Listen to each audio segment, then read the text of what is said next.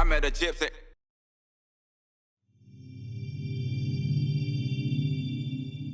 Because they were not, let's say, on top of the game. Yeah. The bike was not good enough. Last year was so hard. New bike. Completely new bike. Everything was different than the past very years. different. Very different. Very different. And it was hard because I was not feeling comfortable since day one. And I could see the season coming. Then the races go by and nothing was changing. And it was hard. And my father was seeing all that. And he was also pissed. Like, come on. The guys need to do something. The guys, the team, whoever, the group, they need to hurry up because the season is going by, and if we don't find something, we can't be competitive. So also, it's not easy. And to have him there to be able to have those conversations and to be able to, it's almost like you have a team in yourself. Yeah, that's important when you have like your family close to you. It's your team. It's like my father, it's my team. Like he will never go with other rider or it's my team, 100%. And doesn't matter what happens. He's there. And going back to that, we were struggling, and he was seeing all that. So sometimes he had to, come on, you're doing good. Yeah. Let's go practice. And sometimes he was even more angry than me when we come back from training, because he sees that we are not getting anywhere. I had a very tough time last year. At some certain point, I was like, I think I forgot how to ride a bike or something. That's wild, huh? So at one point, I was like, I think I'm doing something wrong. Because I think the people needs to understand that, like, I do everything for the sport. I do, like, I wake up and I train as hard as I can to be the best. And when they think it's my problem and they don't see their own mistakes, it's not good because we are not getting farther. Yeah. I'm already giving my 100%. And sometimes it's hard also for the rest to see they are making mistakes or they don't want to improve. Yeah. But all right, luckily we figured it out for this year and everything was working well and better. And I think we still have a room for improvement for sure. But last year was very tough and it's like that. But hey, when you come from a bad year and you turn it around, means we have, the base to make bigger things. So, and if we go back to let's say a point where we are struggling, then we probably can get out again. So yeah, that's such a good point. And I mean, if you go through, like, you've been so blessed with amazing motorcycles your entire career. Yeah, like every single year that you were on 250s, you were on the best 250 or among the best 250s. I need to say, when I was in 250, I was probably in the best bike. Probably not by far, but on the best bike, for sure. And so you go through your whole career on the best bike, and then even on the 450, the old 450, that chassis was amazing.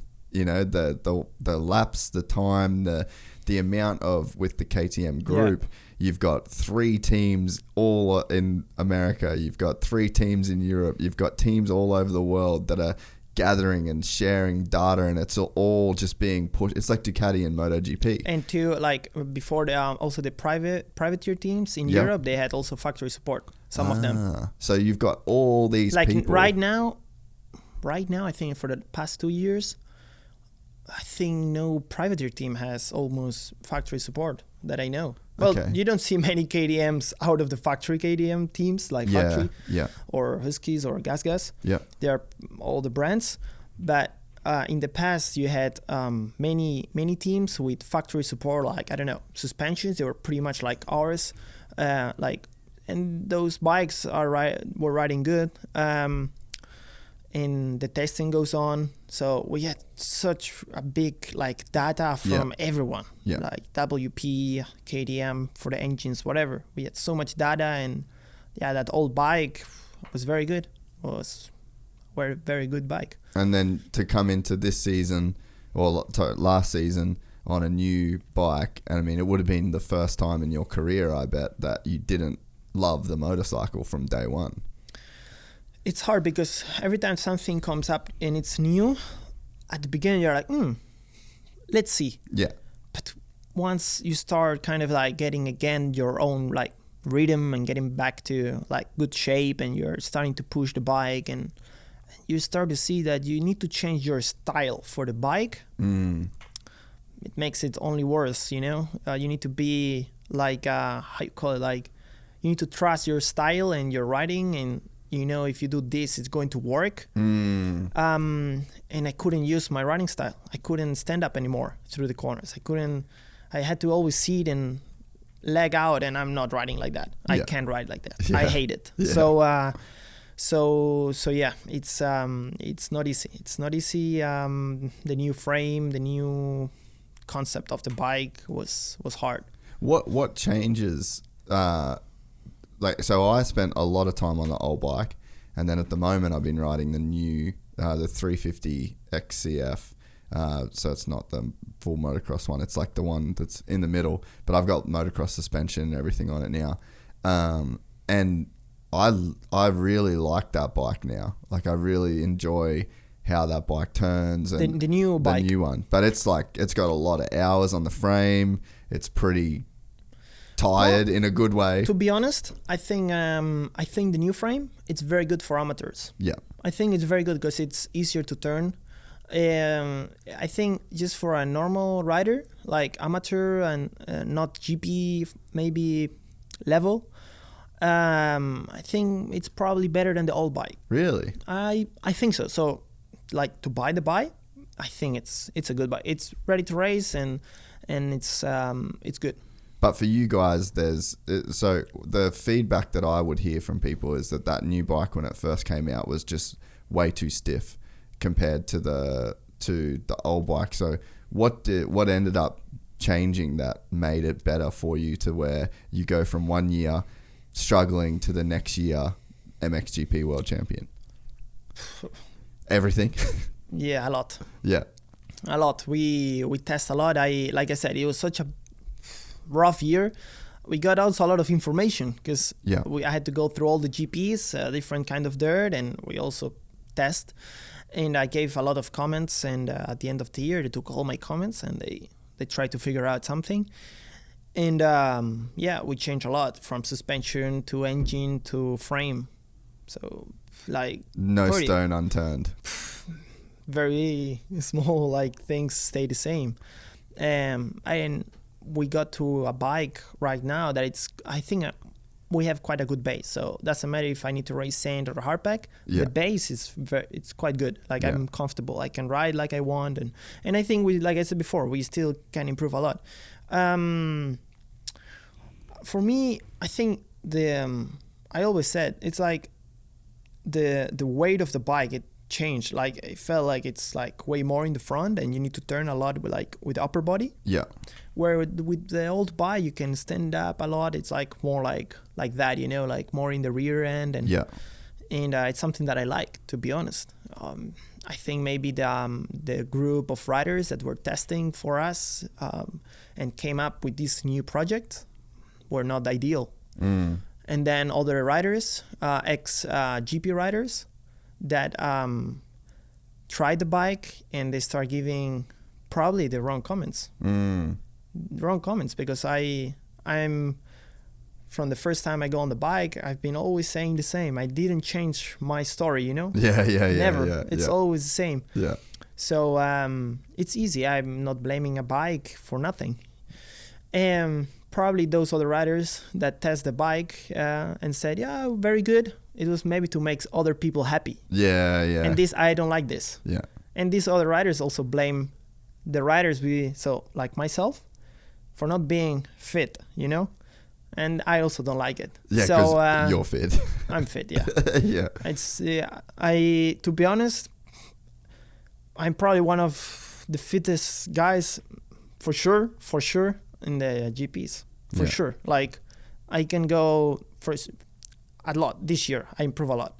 So this year, I could go full 35s. If I need to attack in the last laps, like I did in France, in the Nations 2 weeks ago, it's no problem. Other thing is, I can pass or not, because I'm not so good at passing. That's another story. But I can put the pressure in the last laps, no doubt, you know.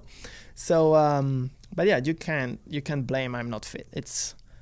If you blame me, I'm not fit, then we do something to make we can do a test. Prove, yeah, you know? we'll do a test. Yeah. So I can prove I'm fit. Yeah.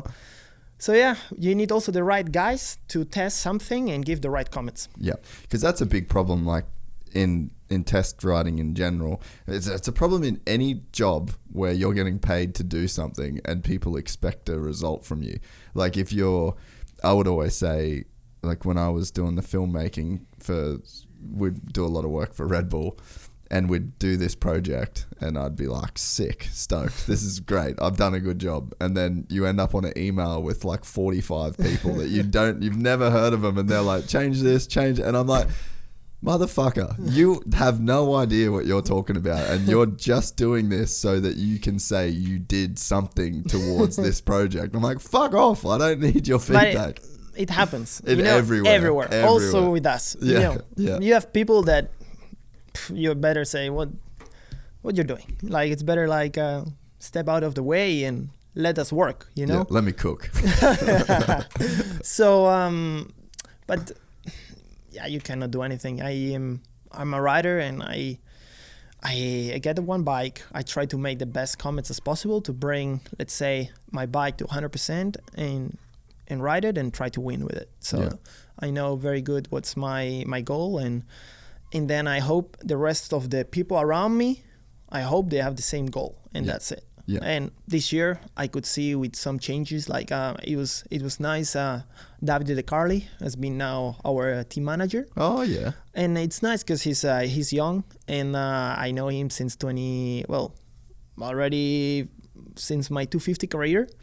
No, probably before 125s, and so I know him long time. But I've been working with him closely when I got into the Carly racing, and he brought me to do some trainings together, and we've been like doing gym and running together. So we have good relationship. A very good, and right now he's like one of my best friends. Like, he's a very good guy. That's so good. He's my team manager. So I know, but it's hard. It's hard because he has also a responsibility, and he also needs to follow some of the, let's say, lines they put on him to follow. Yeah, so he's in between you and... Exactly. Yeah. So he's a little bit in between, but he's been doing a very good job this year.